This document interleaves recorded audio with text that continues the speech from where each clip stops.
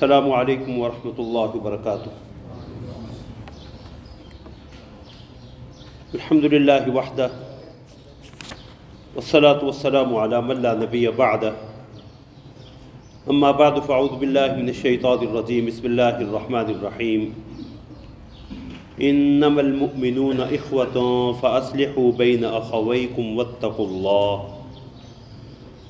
اللہ لعلکم ترحمون۔ صدق اللہ العظیم۔ اللہم صلی علی محمد وعلی آل محمد کما صلیت علی ابراہیم وعلی آل ابراہیم انک حمید مجید۔ اللہم بارک علی محمد وعلی آل محمد کما بارکت علی ابراہیم وعلی آل ابراہیم انک حمید مجید۔ انما المؤمنون اخوہ، اہل ایمان تو آپس میں بھائی بھائی ہیں۔ فاصلحوا بین اخویکم، تو اپنے دو بھائیوں کے درمیان صلح کروا دیا کرو۔ واتقوا اللہ لعلکم ترحمون، اور اللہ سے ڈرتے رہو تاکہ تم پہ رحم کیا جائے۔ سورہ حجرات کی آیت نمبر 10۔ اہل ایمان کا باہم رشتہ کیا ہے، اور اس رشتے کی رعایت کرنا یا حقوق العباد کی عمومی ادائیگی کی شریعت اسلامیہ میں کیا اہمیت ہے، اور ایک مسلمان کے دوسرے مسلمان پہ اہم حقوق کون سے ہیں، انہی دائروں میں انشاءاللہ آج کی گفتگو ہوگی۔ اللہ رب العزت مجھے حق بات احسن پیرائی میں کہنے کی توفیق عطا فرمائیں، اور اللہ رب العزت کہنے سننے سے بڑھ کے ہمیں عمل کی توفیق عطا فرمائیں۔ اللہ رب العزت نے محمد الرسول اللہ صلی اللہ علیہ وسلم کو دو بڑے مقاصد کے تحت آخری پیغمبر بنا کے بھیجا۔ ایک تکمیل دین ہے، الیوم اکملت لکم دینکم واتممت علیکم نعمتی ورضیت لکم الاسلام دینا،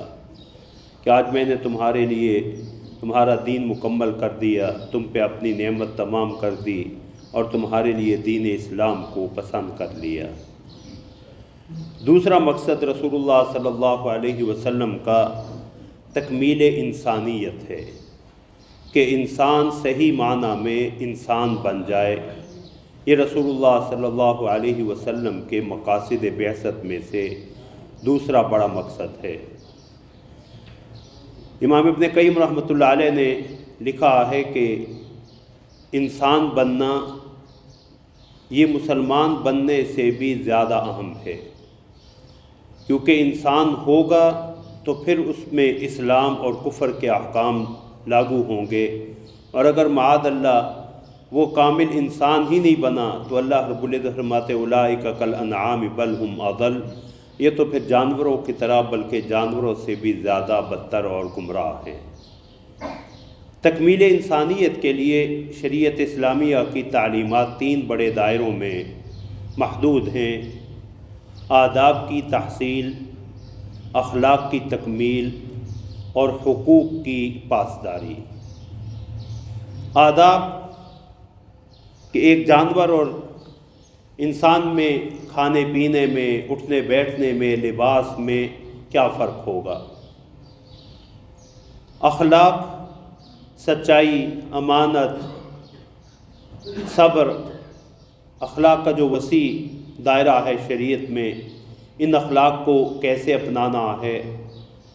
اور حقوق کی پاسداری، خلق خدا کے ساتھ اس کے معاملات کیسے ہیں،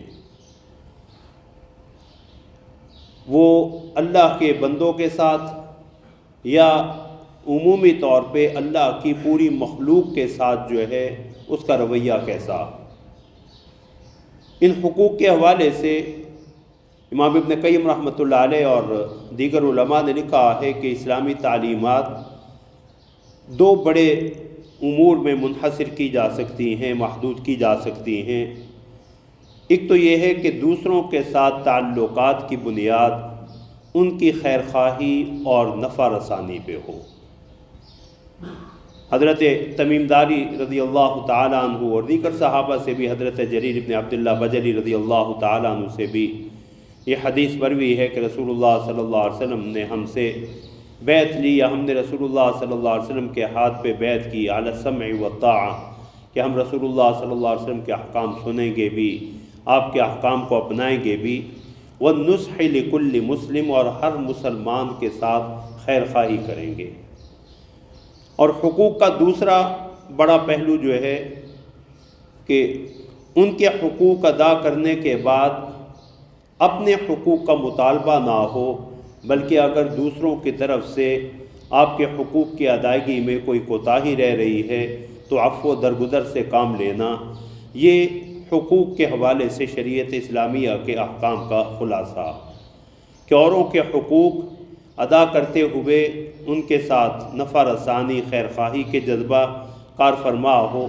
اور اپنی ذمہ داریوں کو ادا کیا جائے، اپنے حقوق کا مطالبہ اللہ سے کیا جائے، بندوں کو حقوق کے معاملے میں اگر کوتاہی ہو تو عفو و درگزر سے کام لیا جائے۔ اہل ایمان کا باہم رشتہ کیا ہے؟ اس آیت کریمہ میں اللہ رب العزت نے اس رشتے کو بیان فرمایا کہ انما المؤمنون اخوہ، اہل ایمان تو آپس میں بھائی بھائی ہیں۔ رسول اللہ صلی اللہ علیہ وسلم نے بھی ایک حدیث مبارک میں اسے بیان فرمایا کہ المسلم اخو المسلم، مسلمان مسلمان کا بھائی ہے، لا یظلمہ ولا یسلمہ، نہ خود مسلمان پہ ظلم کرتا ہے نہ اسے کسی ظالم کے حوالے کرتا۔ ایک دوسری روایت میں لا یخذلہ ولا یحقرہ، نہ اسے رسوا کرتا ہے یا نہ اسے بے یار و مددگار چھوڑتا ہے، ولا یحقرہ، اور نہ اسے حقیر جانتا۔ اور رسول اللہ صلی اللہ علیہ وسلم نے اسی حدیث میں فرمایا کہ جب تک مسلمان یا کوئی بندہ اپنے بھائی کی ضرورت پوری کرنے کے لیے تگ و دو کرتا رہتا ہے، اللہ رب العزت اس کی ضرورتیں پوری کرتے رہتے ہیں۔ ومن فرج عن مسلم قربۃ من قرب الدنیا فرج اللہ عنہ قربۃ من قربات یوم القیامہ، جو اپنے کسی مسلمان بھائی کی دنیا کی تکلیف دور کرتا ہے، اللہ رب العزت قیامت والے دن اس کی تکلیفوں کو دور فرمائیں گے۔ ومن ستر مسلما سترہ اللہ یوم القیامہ، جو کسی مسلمان کا پردہ رکھتا ہے، اللہ رب العزت قیامت والے دن اس کا پردہ رکھیں گے۔ تو ایک مسلمان کا دوسرے مسلمان کے ساتھ جو رشتہ ہے وہ اخوت کا رشتہ، بھائی چارے کا رشتہ۔ اب اس اخوت کے رشتے کے اہم تقاضے کیا ہیں، یا ایک مسلمان ہونے کے ناطے دوسرے مسلمان پہ حق کیا ہے؟ سب سے پہلا حق جو ہے وہ محبت کا اور ہمدردی کا حق ہے۔ والمؤمنون والمؤمنات بعضهم اولیاء بعض، اہل ایمان مرد اور اہل ایمان عورتیں ایک دوسرے کے خیر خواہ ہیں، دوست ہیں، ان کے ہمدرد ہیں۔ اللہ رب العزت نے یہ رشتہ اہل ایمان کا جو ہے وہ باہم بیان فرمایا، اور رسول اللہ صلی اللہ علیہ وسلم نے بھی اسی رشتہ اخوت کو بیان کرتے ہوئے ارشاد فرمایا تری المؤمنین فی توادہم وتراحمہم وتعاطفہم کالجسد الواحد اذا اشتکا منہ عضو تداعی لہ سائر الجسد بالسہر والحمى، کہ تم اہل ایمان کو باہم محبت میں، ہمدردی میں، شفقت میں جسد واحد، ایک جسم کی طرح پاؤ گے، کہ جسم کا ایک حصہ اگر تکلیف میں مبتلا ہو تو سارا جسم جو ہے وہ خواب اور بے چینی میں، بے خوابی میں جو ہے وہ مبتلا ہو جاتا۔ رسول اللہ صلی اللہ علیہ وسلم نے اہل ایمان کا ایک دوسرے پہ سب سے بڑا حق جو ہے وہ یہی محبت جو ہے وہ بیان فرمایا کہ لا یؤمن احدکم حتی یحب لاخیہ ما یحب لنفسہ، تم میں سے اس وقت تک کوئی شخص مومن نہیں ہو سکتا یا اس کا ایمان کامل نہیں ہو سکتا جب تک وہ اپنے مسلمان بھائی کے لیے وہی چیز پسند نہیں کرتا جو اپنے لیے پسند کرتا ہو۔ مسلمان بھائی کے ساتھ خیر خواہی اور اس کے لیے وہی چیزیں پسند کرنا جو انسان اپنے لیے پسند کرے۔ حضرت جریر ابن عبداللہ بجلی رضی اللہ تعالیٰ عنہ کا ایک واقعہ اللہ نے ذہن میں ڈالا اسی حوالے سے کہ مسلمان بھائی کے لیے وہی پسند کریں جو اپنے لیے پسند کرتے ہیں۔ بازار میں منڈی میں مویشی منڈی میں گھوڑا خریدنے گئے، ایک دیہاتی گھوڑا بیچنے آیا ہوا ہے، تو اس سے قیمت معلوم کی، اس نے 300 درہم قیمت بتلائی۔ تو فرمایا اگر تم اجازت دو تو میں اسے ذرا چلا کے دیکھ لوں؟ تو اس نے کہا جی بالکل۔ تو گھوڑے کو تھوڑا سا دوڑانے کے بعد کہنے لگے کہ میاں یہ 300 کا نہیں، یہ تو 500 کا ہے۔ وہ حیران کہ میں 300 کا دینے پہ تیار ہوں، یہ 500 دینے پہ تلے ہوئے ہیں۔ تو وہ بھی حیران تھا، تو کہنے لگے اگر تم اجازت دو تو میں ذرا اسے آبادی سے باہر مزید دوڑا کے دیکھ لوں۔ تو اس نے کہا ٹھیک ہے، خیر کا زمانہ تھا، اعتماد کا زمانہ۔ تو جب واپس آئے تو آ کے اس کے ہاتھ میں 800 درہم جو ہے وہ تھما دیے، اور کہنے لگے اگر تمہیں اپنی چیز کی قیمت کا پتہ نہیں تو میں تو ایک مسلمان کے ساتھ دھوکہ نہیں کر سکتا، کیونکہ میں نے رسول اللہ صلی اللہ علیہ وسلم کے ہاتھ پہ بیعت کی ہوئی تھی کہ میں اپنے مسلمان بھائی کے لیے وہی پسند کروں گا جو اپنے لیے پسند کرتا ہوں۔ اگر یہ گھوڑا میرے پاس ہوتا تو میں کبھی بھی اسے 800 سے کم پہ نہ بیچتا۔ تو سب سے بڑا حق جو ہے وہ ایک مسلمان کا دوسرے مسلمان پہ اس کی محبت ہے، اور اسی محبت کے دائرے میں ہی باقی سارے حقوق آتے ہیں۔ دوسرا بڑا حق جو ہے وہ مسلمان کی جان کی حفاظت ہے۔ مسلمان کی جان کی حفاظت رسول اللہ صلی اللہ علیہ وسلم نے حجۃ الوداع کے موقع پہ فرمایا الا ان اللہ حرم علیکم دماءکم و اموالکم کحرمت یومکم ھذا فی شہرکم ھذا فی بلدکم ھذا۔ یاد رکھو اللہ نے تمہارے اوپر تمہارے مال اور تمہاری جانیں اسی طرح جو ہے وہ حرام قرار دی ہیں، انہیں وہی حرمت اور عظمت دی ہے جو اس دن کو، اس مہینے کو اور اس جگہ کو حاصل ہے۔ رسول اللہ صلی اللہ علیہ وسلم نے جو ہے وہ بیت اللہ کو خطاب کرتے ہوئے یہ ارشاد فرمایا کہ بیت اللہ یاد رکھنا ایک مسلمان کی عظمت اور حرمت جو ہے اللہ کے ہاں تیری حرمت اور عظمت سے بھی زیادہ۔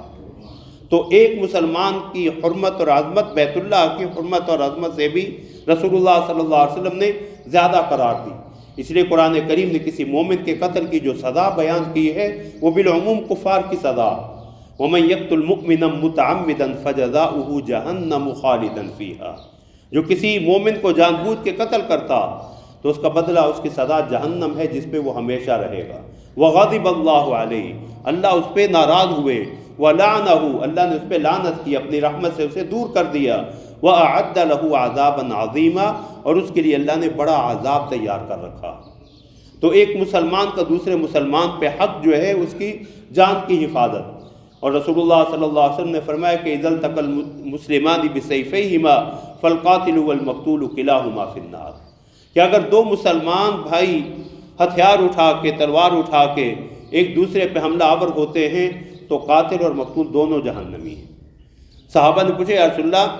قاتل کے تو جہنم میں جانے کی وجہ سمجھ آتی ہے، مقتول کیوں جہنمی؟ اور میں اس لیے کہ یہ بھی اپنے مسلمان بھائی کے قتل کرنے کے درپے تھا، وہ تو اس کا وار چل گیا اور یہ مارا گیا، ورنہ اس کی کوشش تھی کہ اپنے مسلمان بھائی کی جان لے لے۔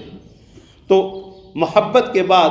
سب سے بڑا حق جو ہے وہ کسی مسلمان بھائی کی جان کی حفاظت ہے۔ دوسرا بڑا حق جو ہے اس کے مال کی حفاظت ہے، کہ اس کی مرضی کے بغیر جو ہے اس کا مال نہ لیا جائے، استعمال میں نہ کیا جائے۔ رسول اللہ صلی اللہ علیہ وسلم نے حجۃ الوداع کے موقع پہ جو خطبہ ارشاد فرمایا اس میں کہ ان اللہ حرم علیکم دماءکم و اموالکم، تمہاری جانیں بھی اور تمہارے مال کو بھی وہی عظمت اور احترام حاصل ہے جو اس دن کو، اس مہینے کو اور اس بلد امین مکہ مکرمہ کو جو ہے وہ حاصل ہے۔ رسول اللہ صلی اللہ علیہ وسلم نے فرمایا کہ لا یحل مال امرئ مسلم الا بطیب نفس منہ، کسی مسلمان کا مال کسی دوسرے مسلمان کے لیے اس کی دلی رضامندی اور خوشی کے بغیر جو ہے وہ حلال ہی نہیں۔ ایک حدیث میں رسول اللہ صلی اللہ علیہ وسلم نے فرمایا کہ جو شخص کسی مسلمان بھائی کی ایک بالش زمین جو ہے وہ ہتھیا لیتا، جو اس کی نہیں تھی، ناجائز قبضہ کر لیتا ہے، کسی طور پہ اسے ہتھیا لیتا، اور میں قیامت والے دن 7 زمینوں کا طوق جو ہے وہ اس کے گلے میں ڈالا جائے گا۔ ایک حدیث میں رسول اللہ صلی اللہ علیہ وسلم نے فرمایا کہ جو شخص جو ہے وہ جھوٹی قسم کھا کے اپنے مسلمان بھائی کی کوئی چیز جو ہے اس کا کوئی مال ہتھیا لیتا، چھین لیتا، تو اللہ رب العزت اس پہ جنت کو حرام کر دیتے ہیں، جہنم اس کے لیے واجب ہو جاتی ہے۔ جنت حرام اور جہنم واجب ہو جاتی۔ صحابی نے پوچھا یا رسول اللہ اگرچہ کوئی معمولی چیز ہی کیوں نہ ہو، تو رسول اللہ صلی اللہ علیہ وسلم نے فرمایا اگرچہ وہ کوئی درخت کی شاخ ہی کیوں نہ ہو، معمولی سی چیز بھی۔ صحیح مسلم کی یہ روایت ہے۔ تو مسلمان بھائی کا دوسرے مسلمان پہ حق کیا ہے؟ اس کے ساتھ محبت، اس کی جان کی حفاظت اور اس کے مال کی حفاظت۔ انہی حقوق میں مسلمان بھائی کا یہ بھی حق ہے کہ بھوک میں، پریشانی میں، تکلیف میں اس کے کام آیا جائے، اس کی مدد کی جائے۔ رسول اللہ صلی اللہ علیہ وسلم نے یہ حدیث ابتدا میں بیان ہوئی کہ جب تک کوئی شخص کسی مسلمان بھائی کی ضرورت کی تکمیل کے لیے کوشاں رہتا ہے، اللہ اس کی ضرورتیں پوری کرتے رہتے ہیں۔ یہ اس کی تکلیف، دنیا کی کوئی تکلیف دور کرتا ہے، اللہ رب العزت جو ہے وہ قیامت والے دن جو ہے وہ اس کی تکلیفیں دور کریں گے۔ رسول اللہ صلی اللہ علیہ وسلم کے صحابی حضرت عبداللہ بن عباس رضی اللہ تعالیٰ عنہما مسجد نبوی میں اعتکاف بیٹھے ہوئے، کسی مسلمان بھائی کے کام آنا کس قدر عظیم عبادت ہے۔ اعتکاف میں بیٹھے ہوئے دیکھا ایک شخص مسجد نبوی میں پریشان بیٹھا ہے، تو اس سے پوچھا کہ میاں کیوں پریشان ہو؟ کہنے لگا مقروض ہوں، تو قرض خواہوں سے چھپ کے یہاں مسجد میں آ بیٹھا ہوں۔ تو فرمایا میں تمہاری کوئی مدد کر سکوں؟ تو کہا جس کا میں نے قرض دینا ہے وہ آپ کا بڑا احترام کرتا ہے، اگر آپ تھوڑی سی مجھے مہلت لے دیں تو اللہ اسباب پیدا کریں گے، میں یہ قرض اس کا ادا کر دوں گا۔ تو فرمایا اچھا، اور اسے ساتھ لیے مسجد سے باہر نکلنے لگے۔ تو مسجد سے باہر نکلتے وقت اس نے یاد دلوایا کہ حضرت آپ تو اعتکاف سے ہیں، آپ اعتکاف میں بیٹھے ہوئے ہیں۔ تو رسول اللہ صلی اللہ علیہ وسلم کے روضہ اطہر کی طرف، قبر مبارک کی طرف اشارہ کر کے جو ہے وہ کہنے لگے میں نے ان سے اپنے کانوں سے سنا کہ رسول اللہ صلی اللہ علیہ وسلم نے فرمایا جو شخص اپنے کسی مسلمان بھائی کی حاجت کے لیے، اس کی کسی ضرورت کے لیے اس کے ساتھ چلتا ہے، اللہ اسے میری مسجد نبوی کے 1 مہینے کے اعتکاف سے زیادہ اجر و ثواب عطا فرماتے ہیں۔ کسی مسلمان بھائی کے کام آنا، اس کی ضرورت پوری کرنا، رسول اللہ صلی اللہ علیہ وسلم نے اس کی بڑی جو ہے وہ اہمیت جو ہے وہ بیان فرمائی۔ ایک حدیث میں آتا ہے رسول اللہ صلی اللہ علیہ وسلم نے حضرت براء ابن عازب رضی اللہ تعالیٰ عنہ کی حدیث صحیح بخاری کی کہ امرنا رسول اللہ صلی اللہ علیہ وسلم بسبع، رسول اللہ صلی اللہ علیہ وسلم نے ہمیں 7 چیزوں کا حکم دیا، بعیادت المریض، بیمار کی عیادت کا، واتباع الجنائز، جنازوں میں شرکت کا، وتشمیت العاطس، اگر کسی مسلمان بھائی کو جو ہے وہ چھینک آئے وہ الحمدللہ کہے تو اسے یرحمک اللہ، اس کا جواب دینا، ونصر الضعیف، کمزور آدمی کی مدد کرنا، وعون المظلوم، مظلوم کے جو ہے وہ ساتھ دینا، وافشاء السلام، چھٹی چیز سلام کو جو ہے وہ پھیلانا، وابرار المقسم، اگر مسلمان بھائی کسی چیز کے معاملے میں قسم اٹھا لے تو اس کی قسم بھی نہ ٹوٹنے دینا، کوشش کرنا کہ اس کی قسم پوری ہو جائے۔ رسول اللہ صلی اللہ علیہ وسلم نے جو ہے اس قدر مسلمان بھائی کی ضرورت اور اس کے کام آنے کو جو ہے وہ اہمیت دی۔ وہ حدیث قدسی مشہور حدیث ہے، رسول اللہ صلی اللہ علیہ وسلم نے فرمایا کہ قیامت والے دن اللہ فرمائیں گے بندے سے میں بیمار پڑا تھا تو میری عیادت کے لیے نہیں آیا، میں بھوکا تھا تو نے مجھے کھانا نہیں کھلایا، میں پیاسا تھا تو نے مجھے پانی نہیں پلایا، مجھے لباس کی ضرورت تھی تو نے مجھے لباس نہیں دیا۔ تو بندہ ہر جو ہے وہ اللہ کے اس فرمان کے جواب میں یہی کہے گا اللہ آپ تو ان چیزوں سے پاک ہیں، آپ کو تو کھانے پینے کی، لباس کی، ان چیزوں کی ضرورت ہی نہیں، آپ کہاں بیمار پڑتے ہیں، آپ تو ساری دنیا کو شفا دینے والے ہیں۔ تو اللہ فرمائیں گے میرا ان عبدی فلانا مرض فلم تعدہ، کہ میرا فلاں بندہ بیمار پڑا تھا تو جانتا تھا عیادت کے لیے جا سکتا تھا تو نہیں گیا تھا، اگر تو اس کی عیادت کو جاتا لوجدتنی عندہ، مجھے وہاں پا لیتا۔ میرا فلاں بندہ بھوکا پیاسا تھا اور تیرے اسباب تھے، جانتے بوجھتے تو نے اسے جو ہے وہ کھانا نہیں کھلایا، اگر تو وہاں جاتا تو مجھے وہاں پا لیتا۔ میرا فلاں بندہ اسے لباس کی ضرورت تھی اور تیرے پاس اسباب تھے، تو نے اس کے لباس کی ضرورت کو پورا نہیں کیا، تو اس لیے جو ہے تو اگر وہاں جاتا تو مجھے وہاں جو ہے وہ میری رحمت کو وہاں پا لیتا۔ اور ایک حدیث میں رسول اللہ صلی اللہ علیہ وسلم نے فرمایا کہ جو شخص کسی مسلمان بھائی کو جو ہے وہ اس کی ضرورت کے وقت لباس دے دیتا، تو فرمایا جب تک جو ہے وہ اس کے جسم پہ اس لباس کا ایک چیچڑا بھی باقی رہتا ہے، اللہ رب العزت جو ہے وہ اس کی ساری عبادات کا ثواب اس کے کھاتے میں بھی لکھتے رہتے ہیں کہ اس نے اس کے سطر ڈھانپنے اور عبادات میں جو ہے وہ تعاون کیا۔ رسول اللہ صلی اللہ علیہ وسلم نے ایک حدیث میں جو ہے وہ انہی حقوق کو جو ہے فرمایا کہ حق المسلم علی المسلم ست، ایک مسلمان کے دوسرے مسلمان پہ 6 حق ہیں۔ قیل وما ہن یا رسول اللہ، یا رسول اللہ وہ حق کون سے ہیں؟ ارشاد فرمائیے، فرمایا اذا لقیتہ فسلم علیہ، جب ملاقات ہو تو بھائی سے سلام کرو۔ سلام کرنا اور سلام کا جواب دینا، یہ بھی شریعت نے ایک مسلمان کا دوسرے مسلمان پہ حق رکھا۔ اور رسول اللہ صلی اللہ علیہ وسلم نے سلام کے بارے میں تعلیمات یہ دی کہ سلم علی من عرفت ومن لم تعرف، کہ یہ سلام صرف جان پہچان کے لیے نہ ہو کہ جس سے جان پہچان ہے اسے سلام کرو، جانتے ہو یا نہیں جانتے، یہ ہر مسلمان کا عمومی حق ہے کہ جب کسی مسلمان سے جو ہے وہ واسطہ جو ہے ملاقات ہو تو اسے سلام کرو۔ وَإِذَا دَعَاكَ فَأَجِبْهُ، اگر جو ہے وہ تمہیں دعوت دے، کوئی شرعی عذر مانے نہ ہو تو اس کی دعوت کو قبول کرو۔ وَإِذَا اسْتَنصَحَكَ فَانصَحْهُ، اور اگر جو ہے وہ تم سے کوئی نصیحت طلب کرے، خیر خواہی چاہے، کوئی مشورہ طلب کرے تو اس کے ساتھ خیر خواہی کرو، اسے صحیح مشورہ دو۔ وَإِذَا عَطِسَ فَحَمِدَ اللَّهَ فَشَمِّتْهُ، اگر اسے چھینک آئے اور وہ الحمدللہ کہے تو اس کو جواب دو اور یرحمک اللہ کہو۔ اور اگر جو ہے وَإِذَا مَرِضَ فَعُدْهُ، اگر بیمار پڑے تو اس کی عیادت کو چلے جاؤ۔ وَإِذَا مَاتَ فَأَتْبِعْهُ، اور جب دنیا سے چلا جائے تو اس کے جنازے میں شریک ہو۔ رسول اللہ صلی اللہ علیہ وسلم نے فرمایا کہ جب تک مسلمان اپنے کسی مسلمان بھائی کی عیادت کے لیے بیٹھا رہتا ہے، ایسا ہی ہے جیسے جنت کے باغیچوں میں بیٹھا ہو۔ اس کے جنازے میں شرکت، فرمایا اللہ ایک قیراط، اور وہ قیراط رسول اللہ نے ہمیں سمجھانے کے لیے بتلایا کہ اللہ کا قیراط جو ہے وہ کتنا ہے، فرمایا احد پہاڑ کے برابر، کہ اللہ اسے احد پہاڑ کے برابر صرف جنازے میں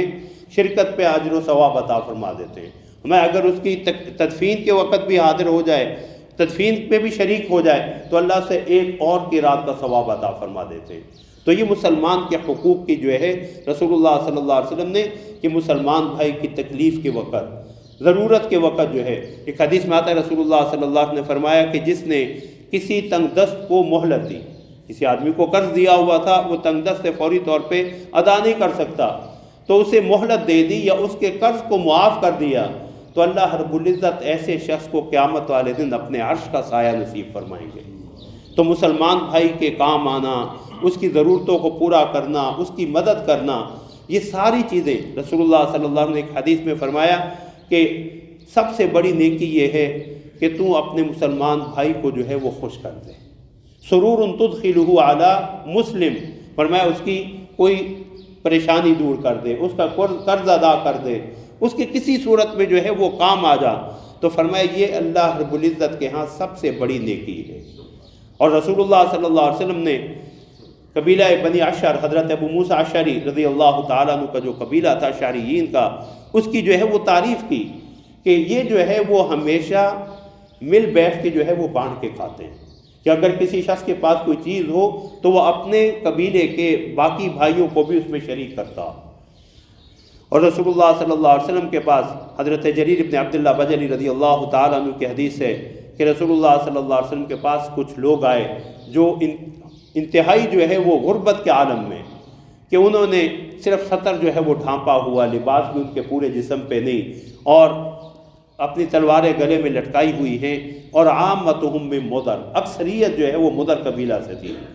تو فتمعر وجہ رسول اللہ صلی اللہ علیہ وسلم، رسول اللہ صلی اللہ علیہ وسلم کا چہرہ پریشانی سے جو ہے وہ متغیر ہو گیا۔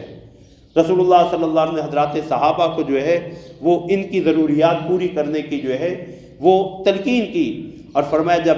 انہیں مسجد نبوی میں حضرات صحابہ نے ان کے کھانے کا قیام کا بندوبست کیا تو رسول اللہ صلی اللہ علیہ وسلم کا فتحلل لہم وجہ رسول اللہ صلی اللہ علیہ وسلم کأنہ مذہب، کہ رسول اللہ صلی اللہ علیہ وسلم کا چہرہ خوشی سے ایسے کھل اٹھا جیسے سونا جو ہے وہ چمک رہا ہو۔ تو رسول اللہ صلی اللہ علیہ وسلم نے جو ہے جو تعلیمات دیں، اور کسی مسلمان بھائی کے کام آتے وقت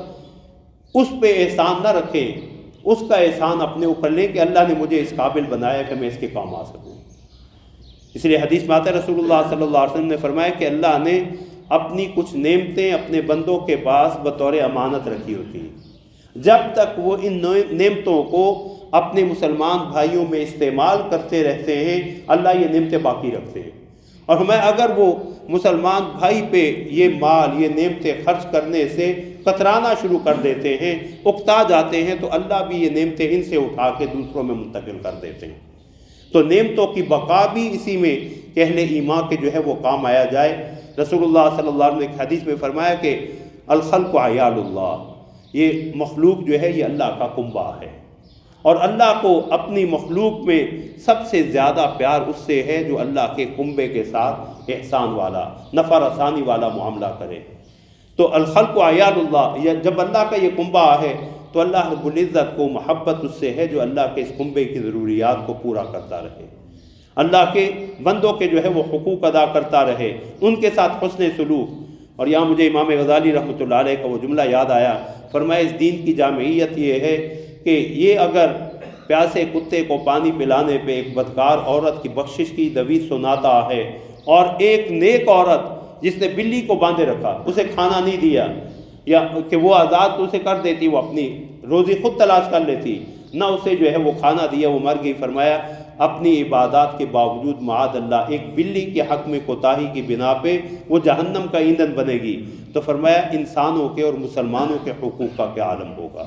کہ اگر جس شریعت نے ہمیں جانوروں کے حقوق بتلائے ہیں، نباتات کے حقوق بتلائے ہیں، تو انسانوں کے اور مسلمانوں کے ایک دوسرے پہ کیا حق ہوں گے۔ اور یہ حقوق کا معاملہ جو ہے وہ انتہائی نازک معاملہ ہے کہ یہ عبادات انسان کی جو ظاہری عبادات ہیں ان کا مقصود ہی جو ہے وہ خلق خدا کی نفع رسانی تھا، ان کے ساتھ جو ہے وہ حسن سلوک تھا، اچھے اخلاق کی تکمیل تھا۔ اور اگر یہ اخلاق انسان کے اندر نہیں آتے، حقوق کی ادائیگی کے جذبات پیدا نہیں ہوتے، تو پھر یہ عبادات کا ظاہر ہے، اس کی روح اور حقیقت سے ہم محروم ہیں۔ اللہ رب العزت ہمیں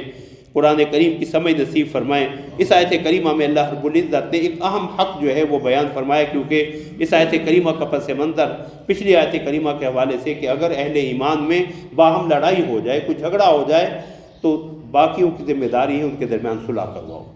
ان کے درمیان صلح کرواؤ۔ اور فرمایا کہ انما المؤمنون اخوہ، اہل ایمان آپس میں بھائی بھائی ہیں، فاصلحوا بین اخویکم، تو اپنے بھائیوں کے درمیان صلح کروا دیا کرو، واتقوا اللہ، اور صلح کرواتے ہوئے خدا خوفی کو غالب رکھنا، کسی کی طرفداری نہ کرنا۔ اگر تم نے تقوی کو مد نظر رکھتے ہوئے صلح کی کوشش کی تو لعلکم ترحمون، تم بھی اللہ کی رحمت کے مستحق بن جاؤ گے۔ اللہ رب العزت ہمیں عمل کی توفیق عطا فرمائے۔ وآخر دعوانا ان الحمدللہ رب العالمین۔